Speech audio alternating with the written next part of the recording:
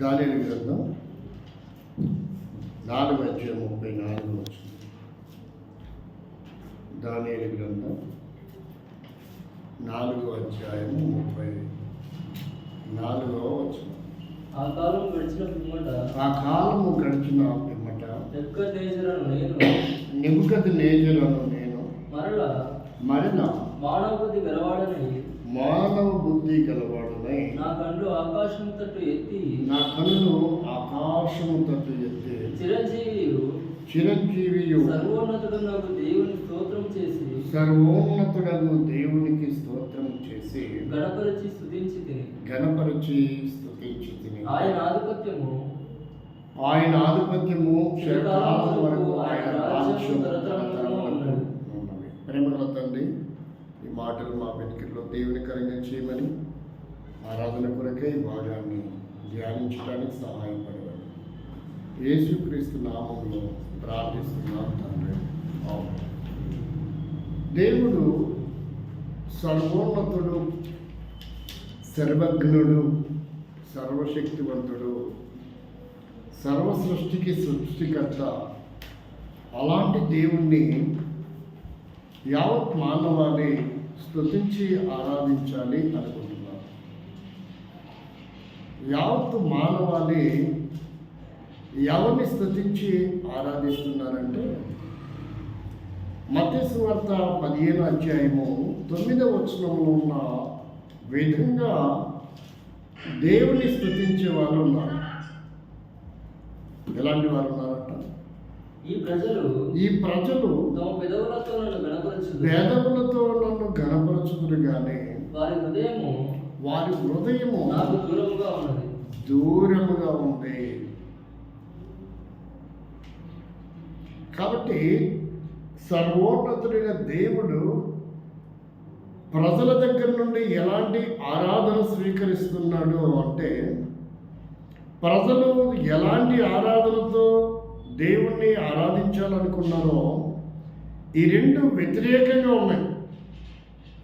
మనుషులేమో పెదవుల ద్వారా దేవుణ్ణి ఆరాధించాలనుకుంటున్నారు, దేవుడేమో హృదయం ద్వారా నన్ను ఆరాధించేవారు కావాలని కోరుకుంటున్నారు. ఇక హిందువులు ఎలా ఆరాధిస్తారంటే, దేవుణ్ణి పూలు పెట్టి కొంతమంది ఆరాధిస్తారు, కాయలు పెట్టి కొంతమంది ఆరాధిస్తారు, నైవేద్యాన్ని పెట్టి కొంతమంది ఆరాధిస్తారు, పాయసం పెట్టి కొంతమంది ఆరాధిస్తారు, కుడుములు గుగ్గుళ్ళు పెట్టి కొంతమంది ఆరాధిస్తారు. ఆరాధనలో రకాలు ఉన్నాయి. దేవుడు ఏమంటున్నాడంటే, యెషయా గ్రంథం 1:13 ప్రజలందరూ ఎంతో భక్తి శ్రద్ధలతో మేము దేవుని ఆరాధిస్తున్నాం అనుకుంటుంటే, దేవుడు ఏం చెప్తున్నాడో చూడండి. మీ నైవేద్యము వ్యర్థము, అది నాకు అసహ్యము పుట్టించు ధూపార్పణము. కాబట్టి ప్రజలు అనుకుంటారు, దేవుడికి మేము నైవేద్యాన్ని సమర్పిస్తున్నాం అనుకుంటున్నాం. ఏమనుకుంటున్నారంట? దేవునికి మేము ఎంతో భక్తి శ్రద్ధలతో నైవేద్యాన్ని సమర్పిస్తున్నాం అంటుంటే, దేవుడు అంటున్నాడు, అసలు మీ నైవేద్యములన్నీ అంటే దేవుని ఇప్పుడు ఎలా ఆరాధిస్తున్నారు? కొంతమంది వ్యర్థంగా ఆరాధిస్తున్నారు, కొంతమంది ఏమో పెదవులతో ఆరాధిస్తున్నారు, కొంతమంది ఏమో ఇక తాళమేళాలతో ఆరాధిస్తున్నారు. అది కూడా ఒక ఆరాధన. ఏం ఆరాధన? కొంతమంది ఆరాధన ఎట్లా చేస్తారు? కోలాటాలతో ఆరాధిస్తున్నారు. కొంతమంది ఆరాధన ఎట్లా చేస్తారు? డ్యాన్సులతో ఆరాధిస్తున్నారు. సినిమా పాటలు పెట్టి తాగి డ్యాన్స్ చేసి, ఇవి కూడా ఆరాధనలే. ఎక్కడ? వాళ్ళకి నచ్చిన దేవుళ్ళ దగ్గర చేసే ఆరాధన. మరి అసలు దేవుడు ఎలాంటి ఆరాధన కోరుకుంటున్నాడు? సర్వోన్నతుడైనటువంటి దేవుడు కోరుకున్న ఆరాధన ఎలాంటిది అంటే, ఆయన చెప్తున్న మాట అండి. ఎలాంటిదంటే, ఎలాంటి బలి మనం ఆయనకి ఇవ్వాలి? కీర్తన 51 కీర్తన 16-17 ఆయన చెప్తున్న నైవేద్యము, ఆయన చెప్తున్న ఆరాధన, ఆయన చెప్తున్న బలి ఎలాంటిదో చెప్పాడు.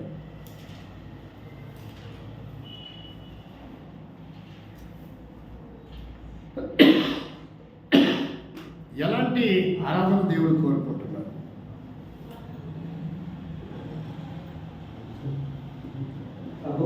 ప్రభువా, నా నోరు నీ స్తుతిని ప్రచురపరచినట్లు నా నోరు నీ స్తుతిని ప్రచురపరచినట్లు నా పెదవులను తెరువుము. తెరువు.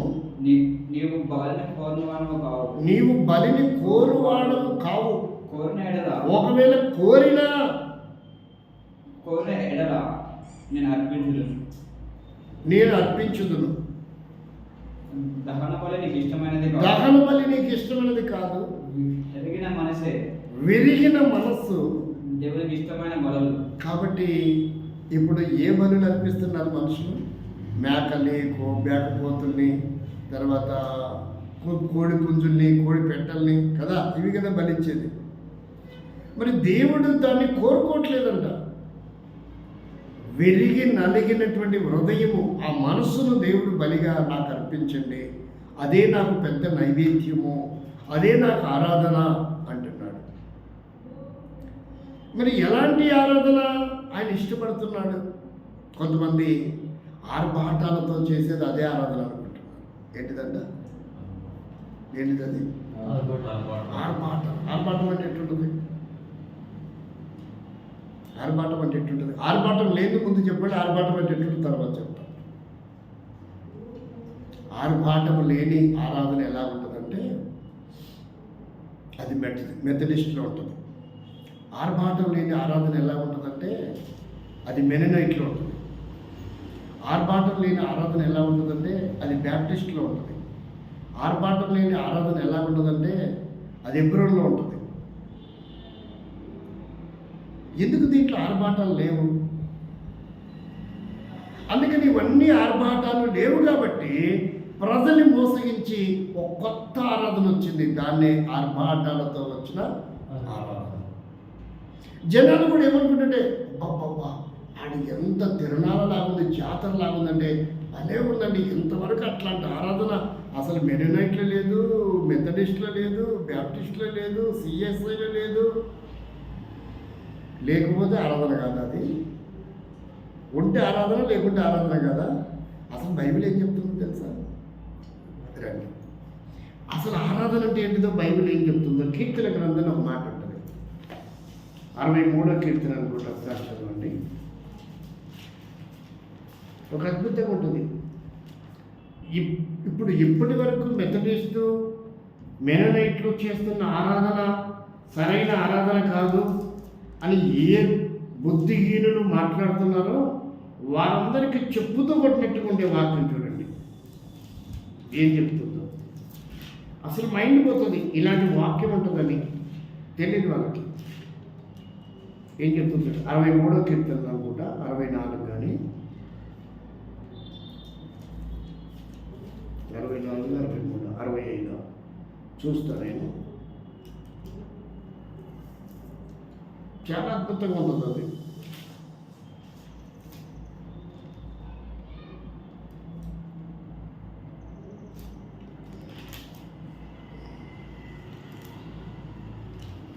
పాత బైబిల్, కొత్త బైబిల్ డిఫరెన్స్ ఉన్నట్టు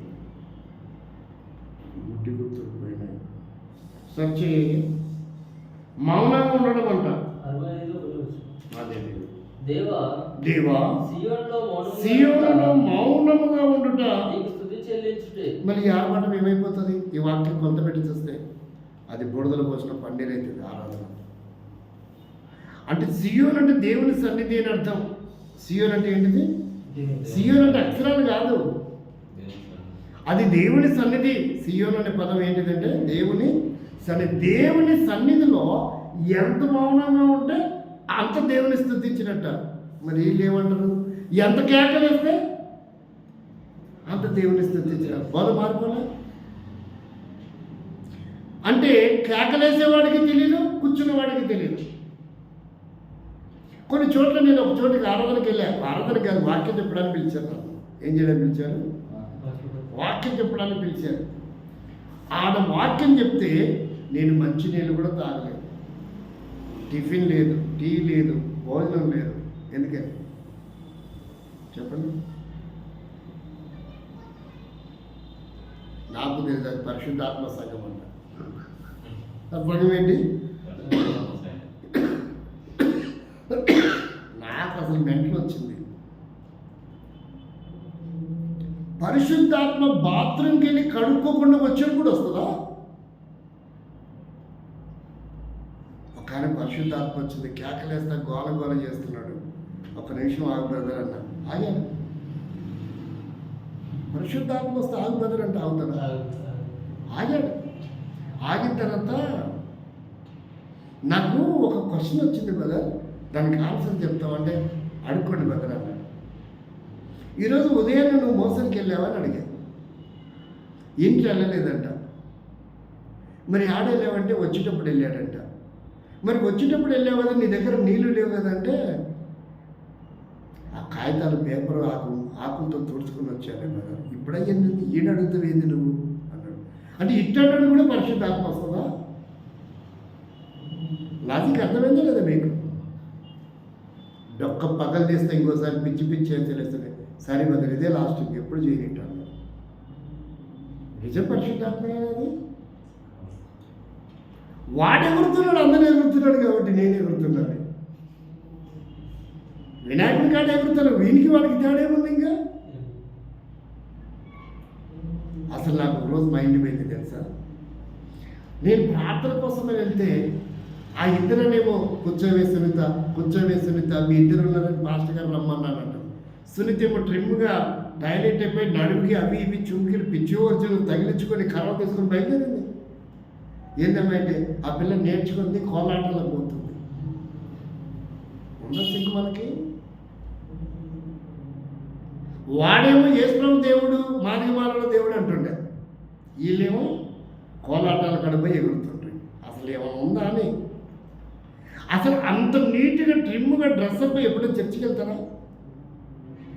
కోలాటాలకి వెళ్ళేటమైంది అంత నీట్గా డ్రెస్ అప్. అంటే అజ్ఞానమా విజ్ఞానమా ఇది? ఎంత బుద్ధినతుడో. అదే నా కూతురు అయితే ఇక మళ్ళీ జీవితంలో మళ్ళీ కోలాటం అనే పదం లేకుండా చేసేవాళ్ళు. ఇందిరా కూతురు కాబట్టి వదిలేసింది. మా కూతురు పెన్ను తీసుకొని రెడ్డికి ఉప్పు అని ఊదిట చుక్కలు పెట్టుకొని ఒకరోజు వచ్చింది. రోజు ఒక రెడ్డి పెన్ను అయిపోయి కొడుతుంది. ఏంటంటే అది ఒకరోజు ప్రార్థన చేసినట్ట స్కూల్లో, ప్రభా ఈ పాస్టర్ గారి కడుపున అనవసరంగా పుట్టాను, ఆయన పూలు పెట్టుకొని ఇస్తలేడు, గోరింటాకు పెట్టుకొని ఇస్తలేడు, ఎందుకు పుట్టించావు ప్రభా అని ప్రార్థన చేసిందంట. మా మూడో తినింది. ప్రార్థన చేసింది రెండోది, మా మూడో తినింది. డాడీ దీనికి రోజు రెడ్డి పెన్ ఎందుకు అయిపోతుందో తెలుసా అని అడిగింది. నాకేం తెలుసు, రాసుకుంటుందేమో అనుకుంటున్నా. అది ఉప్పుని ఊది చుక్కలు పెట్టుకొని ఇంటికి వచ్చేటప్పుడు సబ్బేసి కడుక్కొని వస్తుందంట. పగల పద్దాన్ని పెట్టుకుంటుందంట. ఇంటికి వచ్చిన వీడు ఏం చేస్తుంది, సబ్బేసి నీటికి కడుక్కొని వస్తుంది. పొద్దున్న రెడ్డికి పెట్టి కొని పెట్టానా అన్న, కొని పెట్టాను. మరి ఏదంటే అయిపోయింది, నిజం చెప్పన్నా అయిపోయింది, రాసేసిన. నేను రోజు పెన్ రాస్తావే, ఎక్కడెక్కడ రాసావు చూపి, నోట్స్ చూపి. నోట్స్లో బ్లూ ఇంకేమో 10 లైన్లు రాస్తే రెడ్ ఇంక్ క్వశ్చన్లే కదా. మరి బ్లూ పెన్ ఎందుకు అయిపోలేదంటే అది అయిపోలే, ఏమో దేవుడు దాన్ని ఆశీర్వదించినాడు. కొడితే డాడీ ఇంకోసారి నేను చేయనట్ట చుక్కలు పెట్టుకున్నందుకే ఏ కోలాటాలు దాకా కొనిస్తున్నా. వివేకం ఉండాలి. దేవుడి వాక్యం ఇచ్చి వాళ్ళకంటే అజ్ఞానులు కాబట్టి, మూర్ఖులు కాబట్టి ఎంతో విలువైన అవయవాలు దేవుడు పెట్టిన ఆ రహస్య అవయవాలు ఎగురుతుంటే ఎట్లుంటుంది? ఎంతో పరమ పవిత్రమైనటువంటి అవయవాలు దేవుడు ఇచ్చాడు. ఎంతో సొగసు సౌందర్యాన్ని కలిగినటువంటి వారిగా దేవుడు పుట్టించాడు. ఇది ఎగరటానికి బజార్లో ముస్లిమ్స్ ఎగురుతారా? అసలు ముస్లిమ్స్ ఒక్క అవయవం కూడా బయటికి ఏ పురుషునికి కనపడకూడదు. అది భక్తి అంటే. అసలు ఎంత అజ్ఞానంలో చూడండి. సగం ఇప్పుడు ఎంత గుడ్డలు తక్కువేసుకుంటే అంత అందగత్తారు. సినిమా తారాలు కూడా ఒకప్పుడు ఎంత నిండుగా వేసుకునే వాళ్ళం. వానశ్రీ అయితే ఇక్కడ దాకా వేసుకునే జాకెట్. నేను కొన్ని సినిమాలు చూసినాను పిచ్చికాలం. మెడకు కూడా ఇట్లా కాలంలాగా ఉండేది వాళ్ళకి. ఇప్పుడు చెప్పయ్యా, ఏంటి ఏ అమ్మాయిని చూడలేదు నేను ఇప్పటిదాకా. పని కట్టుకొని నీ ముందు ప్రదర్శన చేస్తే చూస్తావా ఏది గొప్ప తీసి, నా ముందు ఎవరికి రాలేదు చూపిలి.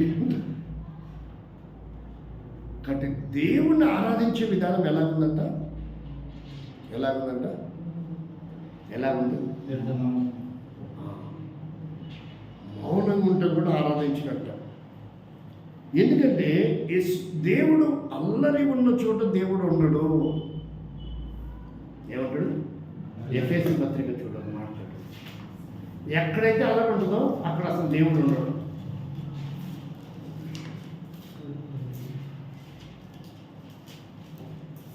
ఎఫెసీ పత్రికలో ఆ మాట చెప్తాడు. అల్లరితో కూడిన ఆటపాటలు అంట. ఏంటి మరి? ఎఫెసీ కానీ కొలస్సీలో కానీ చూడండి.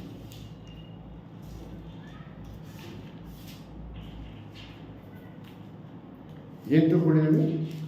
అల్లరిలో చోట దేవుడు ఉండడండి. ఇప్పుడు అసలు దేవుని ఆత్మ ఉండదు, అట్లా దయ్యం ఆత్మనే ఉంటుంది. ఏది దేవుని ఆత్మలో ఏది దయ్యం ఆత్మలో తెలియక జనాలకి ఇదే దేవుని ఆత్మ అనుకుంటున్నారు. ఇదేమనుకుంటున్నారు? దేవుని ఆత్మ. చూసావా?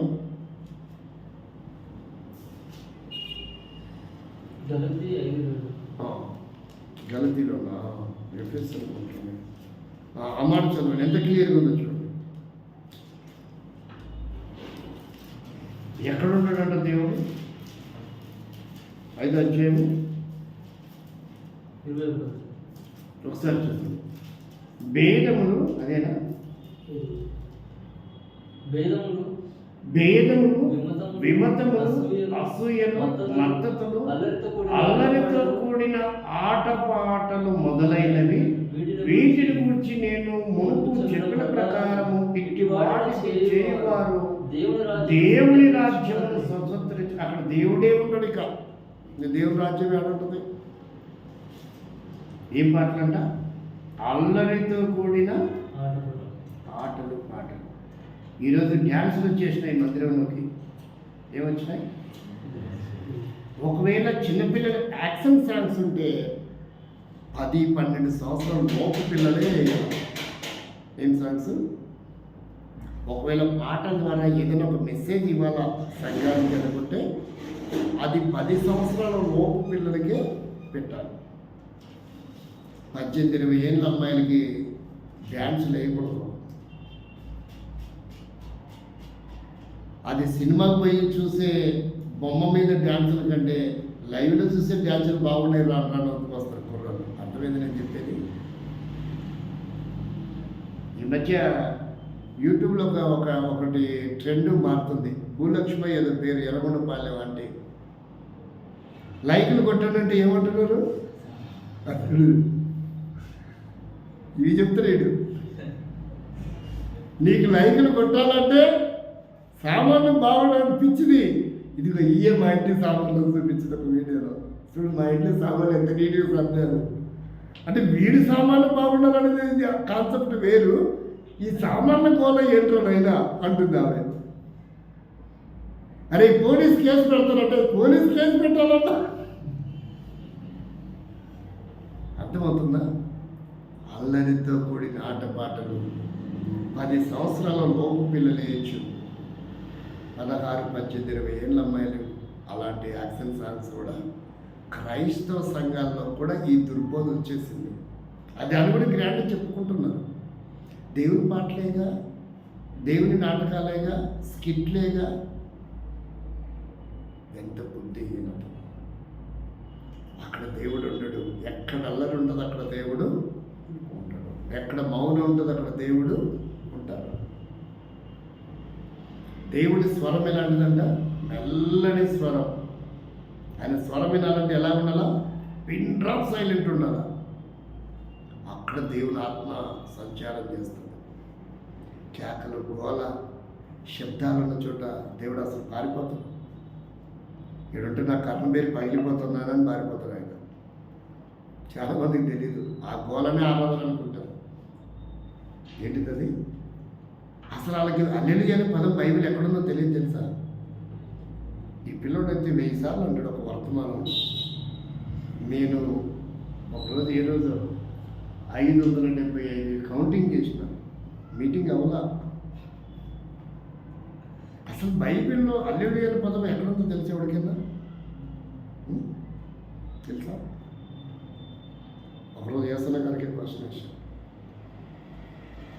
98లో అది. ఎప్పుడది? అరే జాషువా, ఇట్లాంటి క్వశ్చన్స్ చేయబాకురా, నీకు ఇష్టమైతే మా సహవాసంలో మాతో కలిసి పరిచయం చేయరా అన్నాడు. ఒరే జాషువా అంట. ఏంటంట? అదే నచ్చలే నాకు. పౌలు చిన్నపిల్లడు మార్కును పట్టుకొని నా జత పని వాడైన మార్కు అన్నాడు. ఈయనేమన్నాడు? ఒరే జాషువా, మైండ్ పోయింది నాకు. ఇదేం పదం, ఇదేం గోల, ఇదేం కల్చర్ నాయన, ఎవడో నీకు నేర్పించింది వాక్యం అనిపించింది నాకు. అసలు నువ్వు ఎక్కడ ట్రైనింగ్ చేసావు? నీ కల్చర్, నీ సంస్కృతి, నీ సాంప్రదాయం ఏంది? ఎదుటి వ్యక్తిని ఎలా పలకరించాలి? ఒక సాధారణమైన వ్యక్తి కాదు, సేవకుడిని. కాబట్టి చూపిస్తావా అని అడిగిన. అరే, నన్ను దేవుడి సేవ పిలిచినాక నన్ను సేవ చేసుకొని నువ్వు క్వశ్చన్స్ అడిగితే చెప్పడానికి కాదు నన్ను పిలిచింది అన్నాడు.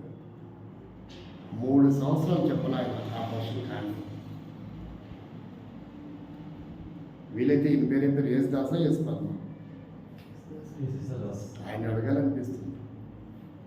అలా గురుగారిని అడిగాను.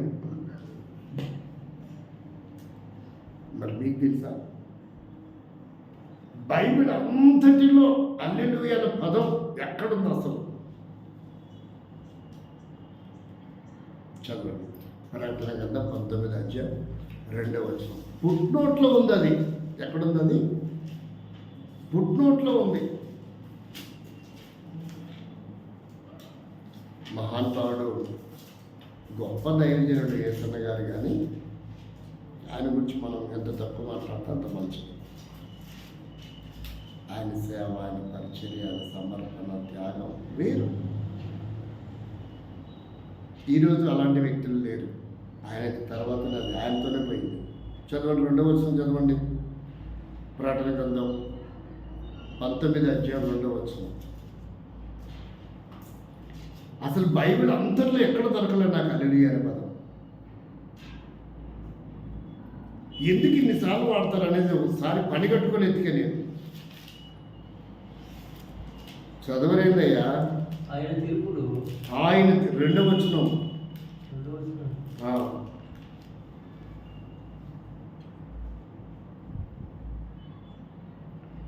ఆయన తీర్పులు సత్యమును న్యాయములై ఉన్నవి. భూలోకమును చెరిపి గొప్ప వేశ్యకు ఆయన తీర్పు తీర్చి తన దాసుల రక్తమును బట్టి దానికి ప్రతిదండన చేసెను. మరి 2వసారి వారు ప్రభువును స్తుతించుడి. ఏంటంట? ప్రభువును స్తుతించుడి. మొదటి వచనం చదవండి. ఇక్కడ ప్రభువును స్తుతించుడి అనే పదాలు కనపడతాయి ఈ అధ్యాయంలో. చదవండి. ప్రభువును స్తుతించుడి, రక్షణ మహిమా ప్రభావములు మన దేవునికి చెల్లును. ప్రభువును స్తుతించుడి సన్న నంబర్ 2 వేసింది. ఇప్పుడు చదవండి. అర్థమైందా? ఎక్కడ ఉన్న ఒక్క చోట మరుగైన హల్లెలూయా వేల సార్లు ఉచ్చరిస్తున్నట్టే అసలు కడుపుకి అన్నం తింటారా అని డౌట్ వచ్చింది నాకు. ప్రభువును స్తుతించండి అని అర్థం ఆ పదానికి. ఇప్పుడు నేను హల్లెలూయా అన్నాను అనుకో, కింద కూర్చున్న వాళ్ళు కూడా హల్లెలూయా అంటారు. అర్థమైంది మీకు చెప్పేది? ఎవడు ప్రభువును స్తుతించాడు? ఎవడు స్తుతించలేదు. అందరూ స్తుతించండి అని చెప్పినారు. అందుకనే ఒక్కడు నిలబడిన వాడు కనుక హల్లెలూయా అంటే కూర్చున్న వాళ్ళందరూ దేవుని స్తోత్రం అనాలి, దేవునికి మహిమ కలుగును గాక అనాలి. అది కరెక్ట్ పదం. స్తుతించండి అని అందరూ చెప్తుంటే స్తుతించేవాడెవడు? ఇక్కడ ఒక్క చోట రాయబడిన, ఇది కూడా అచ్చుల్లో అల్లుల్లో హల్లెలూయా అనే పదం ఏ పదంతో పలుకుతారు? అల్లులో వచ్చే హార్ పలుకుతారు. ఇది ఎక్కడున్న అచ్చం హల్లెలూయా అంట? అచ్చుల్లో ఉండే ఆ వాడారేట. అర్థమైందా? అంటే ఇంత లోతుగా బైబిల్ అధ్యయనం చేస్తాను నేను.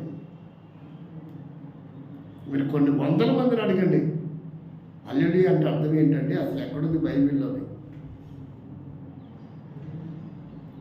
నేను 25,000 మంది సేవకులను అడిగాను, విశ్వాసాన్ని కాదు. ఎంతమందిని అడిగాను? ఎప్పటి నుంచి అడిగాను తెలుసు నేను ఆ పదం? 82వ సంవత్సరం నుంచి అడిగాను. 1982 సంవత్సరం వయసు నాకు. అప్పుడు 12 సంవత్సరాల నుంచి అడుగుతూనే వచ్చిన సేవకులందరినీ. పాట పాడాలంటే కూడా అల్లుడి అంటాడు, మాట చెప్పాలంటే అల్లుడి అంటాడు. సిగరెట్ టీ అలవాటు ఉన్నోడికి నీళ్ళు తాగుతాడు, సిగరెట్ కాలుతాడు. అన్నం తింటే సిగరెట్ కాలుతాడు అన్నట్టు వీళ్ళు కూడా ఏమైంది?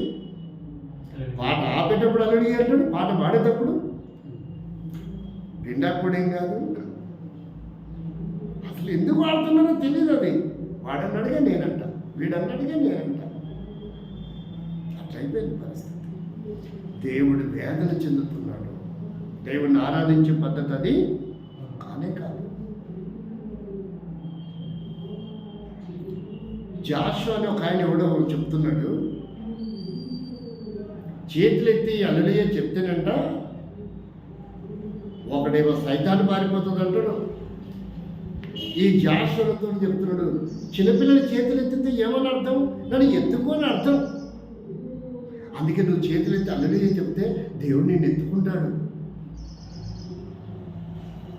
అసలు దేవుడు నువ్వు చేతులు ఎత్తితే ఆయన ఎత్తుకోవడం కాదు. ఆయన ఏం చెప్పాడు చూడండి, యెషయా గ్రంథం 66వ అధ్యాయం 13వ వచనం చదవండి. నువ్వు చేతులు ఎత్తితే కాదు ఎత్తుకునేది ఆయన. వాక్యం తెలియదు చాలా మందికి. బైబిల్లో ఏముందో వాడి సొంత పద్ధతులు మాట్లాడుతారు అందరూ. ఏముందో చూడండి వాక్యం. ఒకరి తల్లి వారిని ఆదరించినట్లు నేను నిన్ను ఆదరించదను. యెరూషలేములోని పై భాగం చదవండి 12 సగం నుంచి. మోకాళ్ళ మీద ఆడించబడదురు, చంకన ఎత్తుకొనబడదురు అని రాయబడింది. ఏమని రాయబడింది? మోకాళ్ళ మీద ఆడిస్తాను నేను మిమ్మల్ని. రెండోది, నేను మిమ్మల్ని చంకనెత్తుకుంటానన్నాడు. ఒకరి తల్లి ఆదరించినట్లు నేను మిమ్మల్ని. ఇది వాక్యం చెప్తుంది. వీడి చేతులు ఎత్తితే చేసుకున్నట్టు ఎత్తుకుంటాడంట, లేకపోతే ఎత్తుకోడంట. తెచ్చాడు వాక్యం. అట్టందరూ నా కాళ్ళ కాడ కూర్చొని నేర్పిస్తా వాక్యం. తప్పుడు బోధలు. బైబిల్ ఏం చెప్తుందో అసలు ఎవరికి అర్థం కావట్లేదు. ఎవడికి నచ్చినట్టు వాడు వాడి కేకలు వేసాడుగా నేనేస్తా, వీడి కేకలు వేసాడుగా నేనేస్తా. యేసుక్రీస్తు ఎప్పుడు కూడా కేకలేదు. ఆయన ఎలా ఉన్నాడంటే చూడండి, యెషయా గ్రంథం చెప్తుంది, 50వ అధ్యాయంలో చెప్తుంది ఆయన ఎలా ఉన్నాడు. సిలువ వేసేటప్పుడు కూడా ఆయన ఎలా ఉన్నాడు? కేకలు వేసాడా? సిలువ వేసేటప్పుడు కూడా ఎలా ఉన్నాడో ప్రవచనం చెప్తుంది ఇక్కడ. యెషయా గ్రంథం 50వ అధ్యాయంలో 6వ వచనం. కొట్టువానికి నా వీపును అప్పగించి తిని, వెంట్రుకలు పెరిగి వానికి నా చెంప అప్పగించి తిని, ఉమ్మి వేయవానికి అవమానపరచడానికి నా ముఖము అప్పగించి తిని. ఆయన మౌనం వహించాడు, ఎక్కడ నోరిప్పి మాట్లాడలేదు. అన్యాయపు తీర్పు తీర్చిన కేకలేగా అన్నాడు. మౌనం వహించాడు. ఆయన మౌనం ఉంటే వీళ్ళేం చేస్తున్నారు? కేకలేదు. మరి యేసు కూడా కేకలు వేయచ్చు కదా. అరే ఇది నా పద్ధతి, ఆరాధన అంటే ఏంటని చెప్పాడు ఎక్కడైనా? ఎక్కడ చెప్పడా? బలులు, పొట్టేళ్ళు, మాంసాలు కూడా నాకు అవసరం లేదన్నాడు. నైవేద్యాలు నాకు అవసరం లేదన్నాడు. విరిగి నలిగిన హృదయం కావాలి నాకు. అదే నాకు ఇష్టమైన బలి, అదే నాకు ఇష్టమైన ఆరాధన అని చెప్తున్నాడు. ఆయన ఎవరంటే సర్వోన్నతుడైన దేవుడు. ఎవరంటే ఆయన సర్వోన్నతుడైన దేవుడు, సర్వజ్ఞుడైన దేవుడు, సర్వ సృష్టికర్త అయిన దేవుడు. ఆయనని కొంతమంది ఆరాధిస్తున్నారంట. ఎలా ఆరాధిస్తున్నారు? మొదటి అధ్యాయం 20 వచనం. కొంతమంది ఆరాధించే ఆరాధనలు ఎలా ఉన్నాయి చూడండి. దేవుడు ఆరాధించే విధానం, దేవుడు ఏం చెప్పాడో వీళ్ళేం చెప్తున్నారు చూడండి. కొంతమంది ఎలాంటి ఆరాధన చేస్తున్నారంట.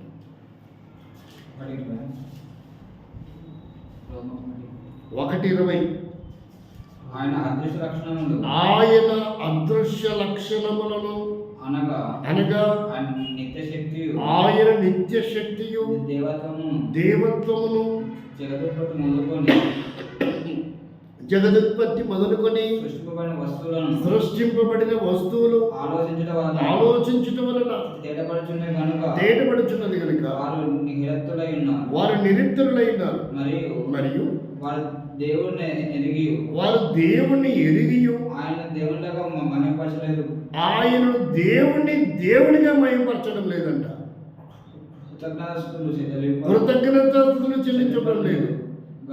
కానీ తమ వాదముల యందు వ్యర్థులైరి. వారి అవివేక హృదయం అంధకారమాయను.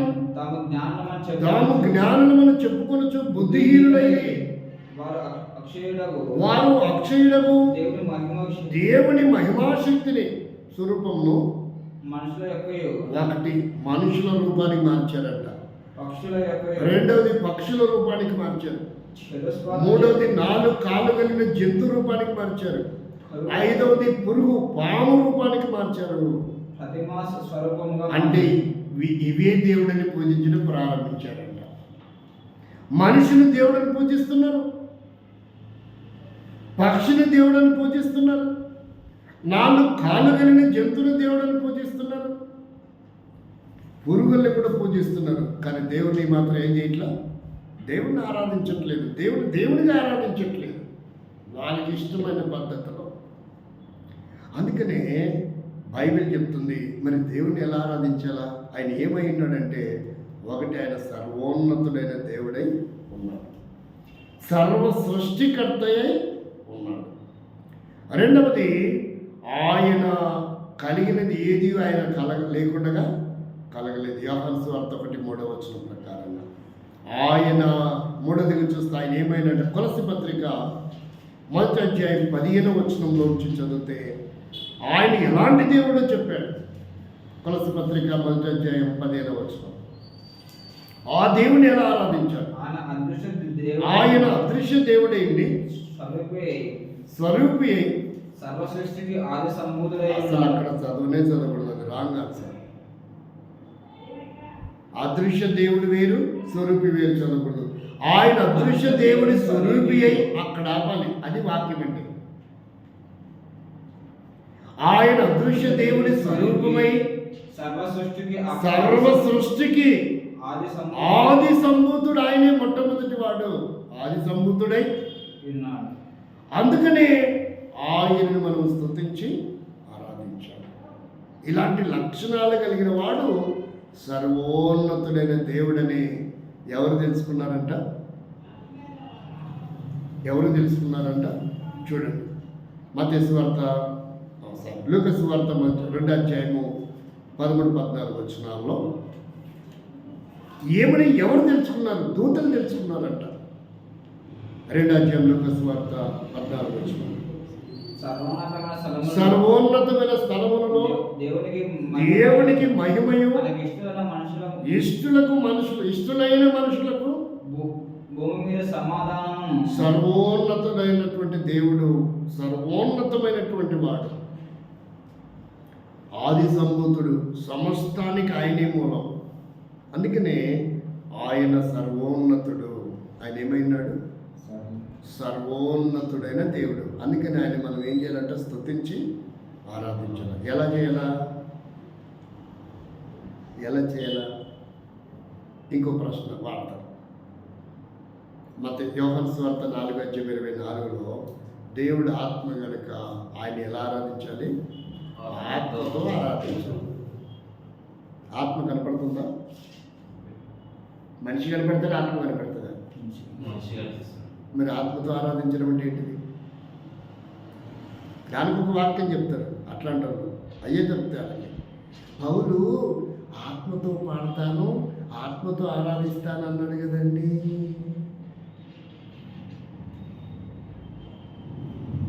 ఆత్మతో ఆరాధించడం కనపడకుండా ఆరాధించడం అని అర్థం. ఇక ఎట్టమని కాదు.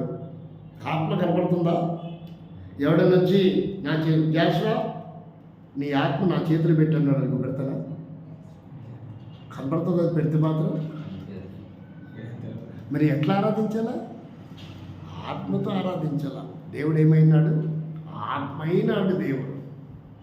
కాబట్టి మన ఆరాధన కూడా ఎలా ఉండాలా? ఆత్మతో ఆరాధించాలా. ఒక ఆయన నన్ను అడిగాడు, ఆత్మ లేనివాడు నా వాడు కాదు కదండి, బైబిల్ చెప్తుంది అన్నాడు. నీకు లేదేం ఆత్మ, నేను మాట్లాడుతున్నాను నడుస్తున్నాను నాకు ఆత్మ ఉంది అన్నాడు. అదేంటి సార్ ఇంత సింపుల్గా చెప్పాము? మరి ఆత్మ లేకపోతే శవం అవుతా కదా నేను. ఇటు బోధ దుర్బోధలు ఇవన్నీ. ఆత్మ ఉంది కాబట్టి మనం మాట్లాడుతున్నాం, రుచి చూస్తున్నాం, కదులుతున్నాం, చెల్లిస్తున్నాం. ఈ ఆత్మ పోయిందనుకో, ఇప్పుడు సపరేట్గా దిగిరాడాడు, దిగిపోయి దిగి వచ్చేది ఆత్మనా ఏంటి? ఒకటి పాడతారు పరిశుద్ధాత్మ దిగిరాని. ఈ దిగిరాబడి దిగి వచ్చి నువ్వు పోమంటే పాలేరా చేతుగాడ గులామా? పరిశుద్ధాత్మ మన మీద ఉన్నాడు, మనలో ఉన్నాడు. ఆయన మనకి దూరంగా ఎప్పుడు ఉండడం. ఆయన ఎప్పుడు మనతోనే ఉంటాడు. మన అమ్మ నాన్న ఉండకపోవచ్చు, మన భార్య పిల్లలు ఉండకపోవచ్చు, కానీ పరిశుద్ధాత్మ ఎప్పుడు మనతోనే ఉంటాడు. పరిశుద్ధాత్మ మనకు వేరుగా ఉండడం ఆయనకి ఇష్టం ఉండదు. బైబిల్ పద్ధతి వేరు, వాళ్ళు మాట్లాడే పద్ధతి వేరు. మనం ఆత్మపూర్ణలో ఎప్పుడు వస్తుందో తెలుసా? ఆత్మ మామూలుగా ఉన్న ఆత్మ వేరు, బాప్తిజం తీసుకున్నప్పుడు వచ్చే ఆత్మ వేరు. అప్పుడు మనల్ని అభిషేకిస్తాడు దేవుడు. యేసుక్రీస్తుకి అయితే పావురం వలె దిగి వచ్చింది, మనకు పావురం కనపడదు, ఏం కనపడదు.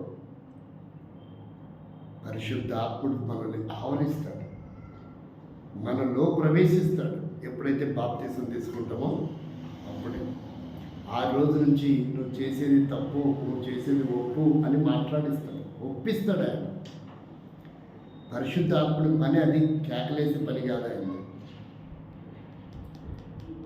అంతకుముందే క్రమంగా ఉన్నప్పుడు స్కూల్కి పోకముందు కప్ప అని పిలిచి స్కూల్కి పోయిన తర్వాత తప్ప అంటే ఎట్లుంటుందో అట్టుంది ఇప్పుడు కొంతమంది. ఒకడు మౌనంగా ఉంటాడు చర్చికి పోకముందు, చాలా క్రమశిక్షణ, భక్తి, వైరాగ్యములు. అబ్బా పిల్లోడు ఎంత ఉత్తముడండి అంటారు. ఒకడు చర్చికి పోయినాడు, వాడంత నీచ్ కమ్యూనిగాడు లేడని అంటున్నాడు. ఇప్పుడు అడిగి 45 ఏళ్ళు ఒక్క అమ్మాయి కూడా పెళ్లి చేస్తున్నాడు. ఎందుకని? భర్తకు స్తోత్రం గ్లోరీ గ్లోరీ అంటాడు. ఎవడు ఇష్టపడతాడు? ఏ పిల్లలు ఇష్టపడతాడు? వాడు పిచ్చి పట్టింది అనుకుంటున్నారా?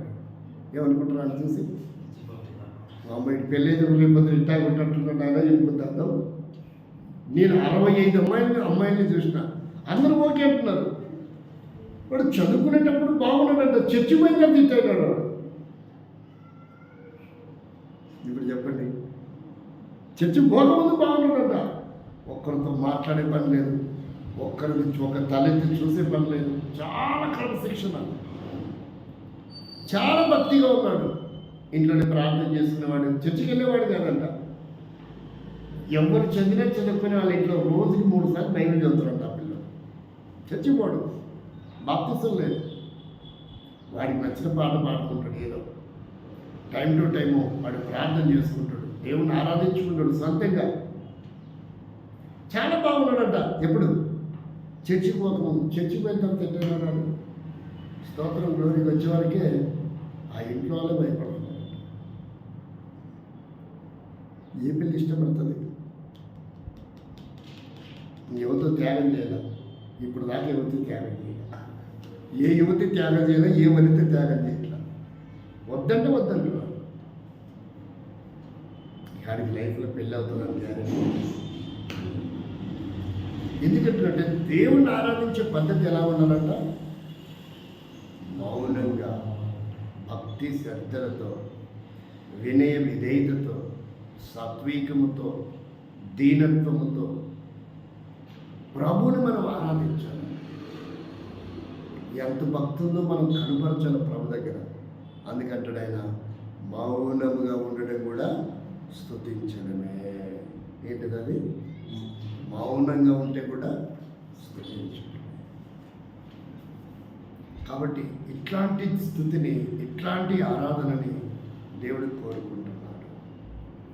నైవేద్యాలు కోరుకోవట్లేదు, పూలు పనులు కోరుకోవట్లేదు, బలులు కోరుకోవట్లేదు. ఏం కోరుకుంటున్నాడు?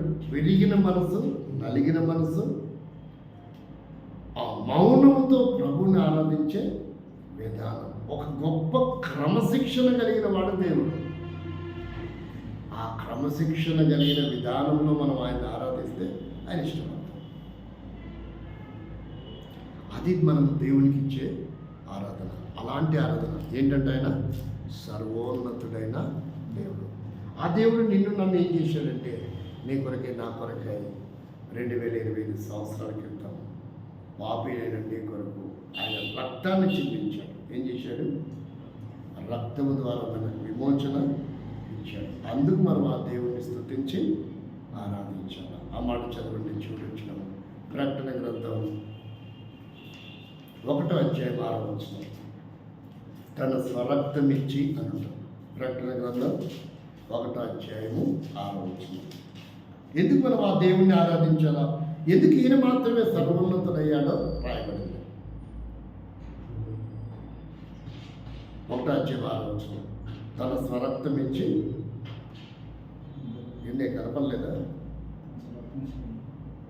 మొత్తం చదువయ్యా. 1:6 అని చెప్పినప్పుడు స్టార్టింగ్ నుంచి చదువు. మనల్ని ప్రేమించు.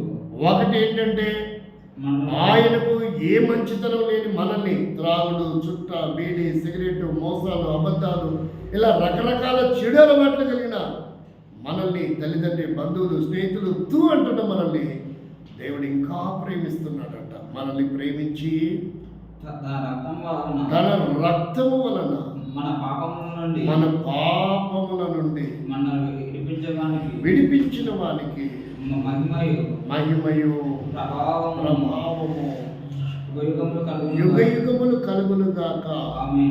కాబట్టి అలా మనం దేవుని స్తుతించి, ప్రభా నీ రక్తం పెట్టి నన్ను కొన్నావు, నా కొరకే శిలువ మరణం చెందావు, మా అమ్మ నాన్న, మా తల్లిదండ్రి, మా బంధువులు, మా వంశం ఎవరు ఇంత త్యాగం చేయాల, నన్ను ప్రేమించినావు, నీ రక్తంతో నన్ను కొన్నావు, నా కొరకే శిలువ మరణం చెందావు, నన్ను విమోచించావు, నీ రాజ్యంలో నన్ను కూడా ఒకటిగా చేర్చుకుపోతావు. అందరి బట్టి నా స్తుతి ఆరాధన నీకు అర్పిస్తున్నానని మనం ప్రభుని కొద్ది నిమిషాలు ఆరాధిస్తాం.